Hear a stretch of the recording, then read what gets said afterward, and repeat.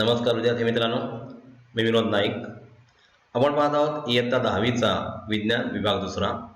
याच्यामधील 7वा lesson ज्याचं नाव आहे ओळख सूक्ष्मजीवांची.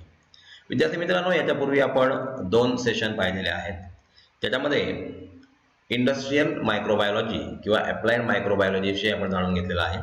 त्याच्यामध्ये दुधाचं रूपांतर दह्यामध्ये करताना किंवा योगर्ट तयार कसं केलं जातं किंवा इतर प्रकारचे चीज कसे तयार केले जातात, त्याच्यामध्ये वेगळे फ्लेवर कसे तयार केले जातात आणि त्याच्यासाठी कशा प्रकारे या मायक्रो ऑर्गॅनिझमचा वापर केला जातो ते आपण पाहिलेलं आहे.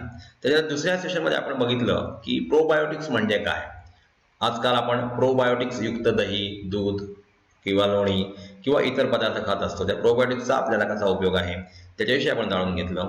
त्याच्यानंतर आपण बघितलं की व्हिनेगर कशा प्रकारे तयार केलं जातं, व्हिनेगर तयार करण्याची प्रोसेस कोणती आहे. आता आपण हळूहळू पुढे बघूया सूक्ष्म जैविक विकरे म्हणजेच मायक्रोबियल एन्झाईम्स म्हणजे काय आणि त्यांचा उपयोग कसा केला जातो. तर मायक्रोबायोलॉजीच्या वापराने आपलं जे जीणं आहे ते सुसह्य झालेलं आहे. म्हणजेच आपण आजकाल जे काही पदार्थ खातो त्याच्यावर मायक्रो ऑर्गॅनिझमचा वापर केला जातो. म्हणजेच ही जी गोष्ट आहे ती मायक्रोबायोलॉजीच्या सहाय्यानेच शक्य झालेली आहे.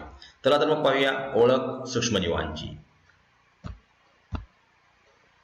तेव्हा सूक्ष्मजैविक विकरे रसायन उद्योगात आता रासायनिक उत्प्रेरकांऐवजी सूक्ष्मजीवांच्या सहाय्याने मिळवलेली विकरे वापरली जातात.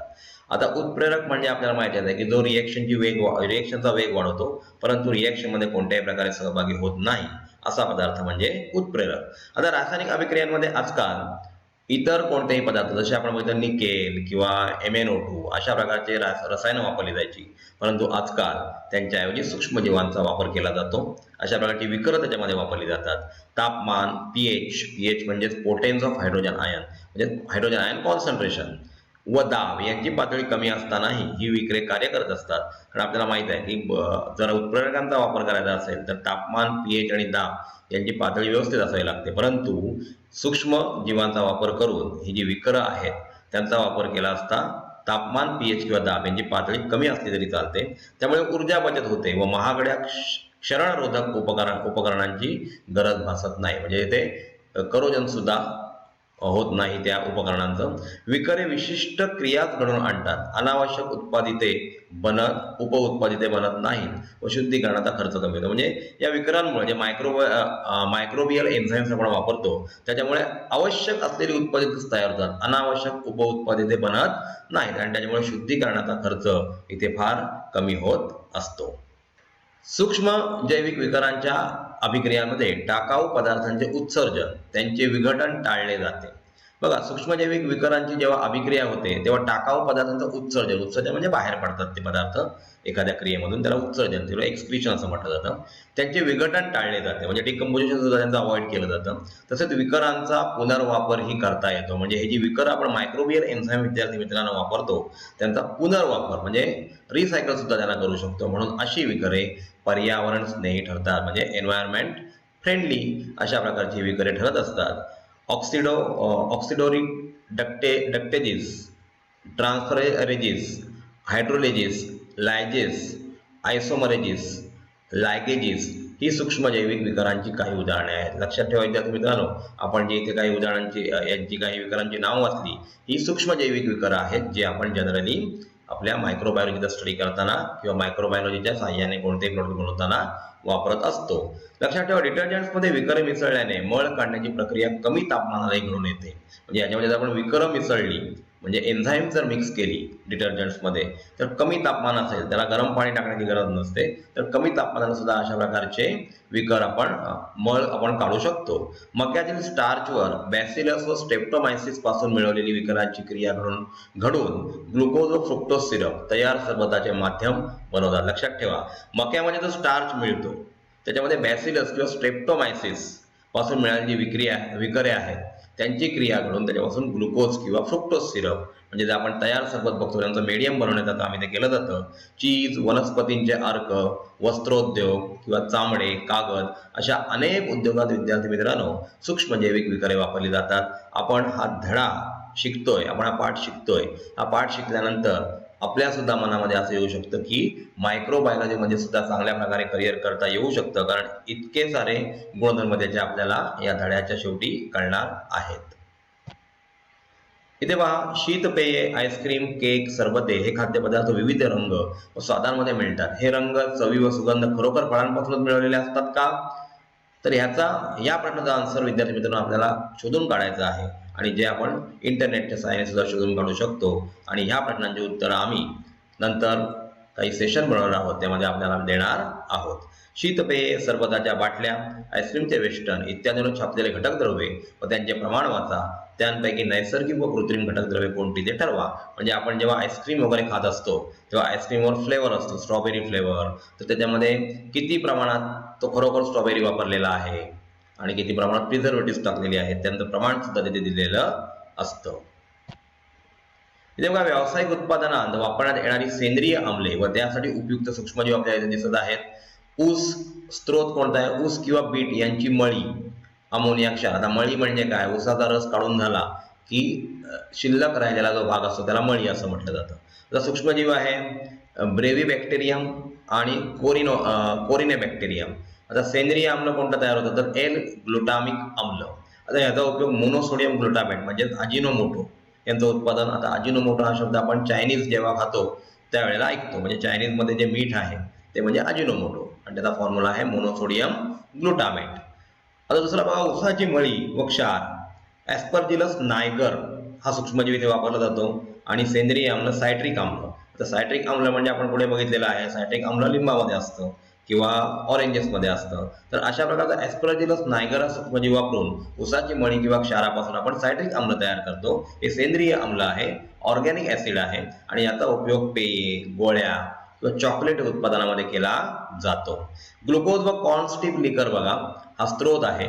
ॲस्परजिलस नायगर प्रतीचा सूक्ष्मजीव वापरलेला आहे. ग्लुकॉनिक आम्ल आणि कॅल्शियम व लोह कमतरता भरून काढणाऱ्या क्षारांचे उत्पादन करण्यासाठी याचा उपयोग केला जातो. याच्यातून ग्लुकॉनिक आम्ल तयार होतं. ग्लुटामिक आणि ग्लुकॉनिक ही दोन वेगळी आम्ल आहेत. मळी व कॉर्नस्टिप लिकर, लॅक्टोबॅसिलस डेल्ब्रुकी हा सूक्ष्मजीव आहे. लॅक्टिक आम्ल आणि उपयोग आहे नायट्रोजनचा स्त्रोत आणि जीवनसत्वांच्या उत्पादनासाठी अशा प्रकारच्या लॅक्टोबॅसिलस डेल्ब्रुकी याचा वापर केला जातो. मळी व कॉर्नस्टिप लिकर बघा, ॲस्परजिलस फेरियस आणि ॲस्परजिलस इटॅकॉनियस या सूक्ष्मजीवांपासून इटाकॉनिक आम्ल आणि याचा उपयोग, हे आम्ल तयार केलं जातं आणि उपयोग होतो कागद, वस्त्र, प्लास्टिक उद्योग, डिंक उत्पादन याच्यामध्ये त्याचा उपयोग होत असतो. इथे बघा, ॲस्परजिलस नायगर या सूक्ष्मजीवाचा वापर कशा प्रकारे केला जातो ह्याचा आपण मागील स्लाइडमध्ये बघितलेला आहे. तर हे बघा, तुमच्या आवडीच्या आईस्क्रीम, पुडिंग, चॉकलेट्स किंवा मिल्कशेक, चॉकलेट पेये, इन्स्टंट सूप्स यांना दाटपणा आणणारा म्हणजे असं घट्ट करणारं झॅन्थॅन्डिंग हा काय असतो? स्टार्च मळीचे झॅन्थोमोनास प्रजातीकडून किण्वण घडून हा डिंक बनवतात. हा डिंक आहे, आणि स्टार्च किंवा मळीचं झॅन्थोमिनस नावाची जी प्रजाती आहे त्याच्यापासून फर्मेंटेशन घडवलं जातं. गरम व थंड पाण्यात विरघळणे, उच्च घनता या वैशिष्ट्यामुळे त्याचे अनेक उपयोग आहेत. रंग, खत, तणनाशके, वस्त्रांचे रंग किंवा टूथपेस्ट, उच्च प्रतीचा कागद बनवण्यासाठी याचा वापर केला जातो. म्हणजे ॲस्परजिलस नायगरचा असा मोठ्या प्रमाणावर उपयोग केला जातो. इथे बघा, सूक्ष्मजैविक क्रियेने मिळवलेले पदार्थ व त्यांचे कार्य आपण याच्यात जाणून घेणार आहोत. सूक्ष्मजैविक क्रियेने मिळवलेले पदार्थ कोणते आहेत? तर ते आहेत सायट्रिक आम्ल व मॉलिक आम्ल, त्याचप्रमाणे लॅक्टिक आम्ल. आता याचं कार्य काय आहे? तर आम्लता देणे, म्हणजे त्याच्यामध्ये ॲसिडिफाय करणं हे काम या सायट्रिक आम्ल किंवा मॅलिक आम्ल किंवा लॅक्टिक आम्लाचं आहे, आणि सगळे ॲसिड्सच आहेत. ग्लुटामिक आम्ल, लायसिन किंवा ट्रिप्टोफॅन या सूक्ष्मजैविक क्रियेने मिळवलेले पदार्थ जे आहेत त्याचा उपयोग प्रथिन बांधणीसाठी म्हणजे प्रोटीन सिंथेसिससाठी केला जातो. नायसिन किंवा नॅटामायसिन याचा उपयोग सूक्ष्मजीव प्रतिबंधक याचं प्रिव्हेन्शन केल्यासाठी केला जातो. त्याचप्रमाणे ॲस्कॉर्बिक आम्ल याच्यामध्ये व्हिटॅमिन सी आहे, B12, B2 ही सुद्धा व्हिटॅमिनचे प्रकार आहेत. अँटीऑक्सिडंट व जीवनसत्वे हे यांचं कार्य आहे. बीटा कॅरोटीन किंवा लायकोपिन, झॅन्थिस, ल्युटिन्स हे सूक्ष्मजैविक क्रियेने मिळालेले पदार्थ जे आहेत त्याचा उपयोग आपण खाद्य रंग तयार करण्यासाठी करतो. पॉलिसॅक्राइड्स, ग्लायकोलिपिड्स याचा इमल्सिफायर म्हणजे आपण रंग वगैरे तयार करतात त्याच्यामध्ये इमल्सिफायर म्हणून त्याचा वापर केला जातो. व्हॅनिलिन, इथाइल ब्युटिरेट फळांचा स्वाद, इथाइल ब्युटिरेट म्हणजे काय तर फळांचा स्वाद, पेपरमिंट स्वाद, विविध फुले व फळांचे सुगंध, याचे कार्य आहे इसेन्स, खाण्यायोग्य सुगंधी द्रव्ये, किंवा झायलिटॉल, ॲस्पर्टेम याचा उपयोग असतो गोडी देणे, उष्मांक कमी करणे, मधुमेही रुग्णांना हे उपयुक्त असा झायलिटॉल किंवा ॲस्पर्टेम यांचा वापर इथे केला जातो. जे डायबेटिक पेशंट जे असतात त्यांच्यासाठी गोडी देण्यासाठी याचा वापर केला जातो. तर अशा प्रकारे विद्यार्थी मित्रांनो, मायक्रोबायोलॉजीच्या साहाय्याने आपण वेगवेगळ्या प्रकारची अम्ल आणि कोणतेही सूक्ष्मजीव कशा प्रकारे पदार्थ मिळवतात आणि त्यांचं कार्य काय आहे ते बघितलेलं आहे. म्हणजेच मी तुम्हाला सांगितलं त्याप्रमाणे हे खूप वास्ट अशी ही ब्रँच आहे सायन्सची, मायक्रोबायोलॉजी. त्याचा स्टडी आपण नक्कीच करायला हवा. इथे आपल्याला त्याची गोडी लागेल आणि त्याच्यानंतर आपण योग्य प्रकारे आपला मार्ग पुढे चोखाळणार आहोत. आपलं करिअर सुद्धा आपण याच्यामध्ये करू शकतो. तर विद्यार्थी मित्रांनो, अशा प्रकारे विविध सूक्ष्मजीवांचा वापर करून कशा प्रकारे वेगळ्या प्रकारचे पदार्थ बनवले जातात त्याच्याविषयी आपण या सेशनमध्ये पाहिलेलं आहे. विद्यार्थी मित्रांनो, लक्षात घ्या, AAS विद्यालय म्हणजे एनी टाइम एनिवेअर स्कूल हे एक असं एज्युकेशनल ॲप आहे ज्याच्यामार्फत 6वी ते 10वी पर्यंतचा ऑनलाईन अभ्यास आपण घर बसल्या करू शकता. आपल्याला इथे तज्ज्ञ शिक्षकांचं मार्गदर्शन मिळतं. म्हणजेच कशा प्रकारे कोणत्याही विषयाचा अभ्यास करावा किंवा आपल्याला कोणत्या क्वेरीज असतील तर त्यासुद्धा तुम्ही आम्हाला विचारू शकता.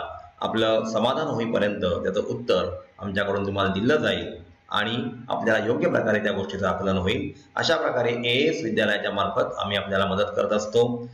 आपण हे ॲप रजिस्टर केलेलं आहेच. आपल्या इतर विद्यार्थी मित्रमैत्रिणींना या ॲपबद्दल माहिती देऊन त्यांचं सुद्धा भवितव्य उज्ज्वल करण्याचा आपण प्रयत्न करूया.